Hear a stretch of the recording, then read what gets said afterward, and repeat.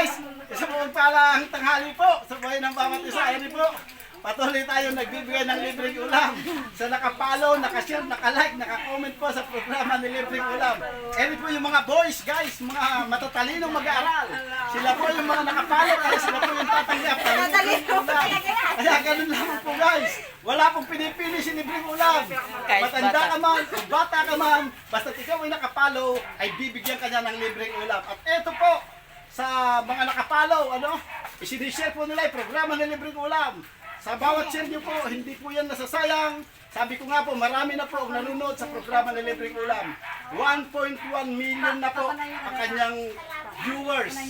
Kanya tuloy-tuloy po tayo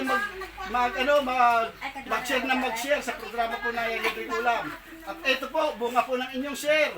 Napanood po tayo ni retired Colonel Virgilio Baldovino na kung saan po, pang 12 banyerang isda na po yung kanyang ipinamimigay sa programa ng Libreng Ulam. At napakarami po nating sponsor.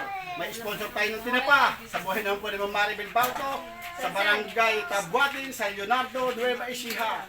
Meron po tayong sponsor ng ulo ng manok na matatagpuan po dito sa Balok, sa buhay naman po ni Sir Alvin Rolando Dumaya. Opo, si Sir Rolando Dumaya po, sa lahat po ng ulo ng manok. At sa dishwashing liquid, si Sir Alvin de los Santos naman po. Dito lang po ito sa Saranay. At meron po tayong sponsor ng lugaw. Sa buhay naman po ng ating sponsor na si Sir Pinky Manloso. At ito po, yung mga magigiting na mag-aaral. Bibigyan po natin ng libreng ulam. Ayan, anong masasabi niyo mga sir? Ayun, thank you po. Pasalamatan natin si God, si Jesus Christ. Salamat sa Panginoon.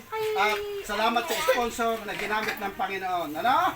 I-share nyo na i-share yung programa ng Libreng Ulam. Tumanggap ka ngayon, pwede kayo ulit tumanggap sa susunod. Yun lamang po, God bless.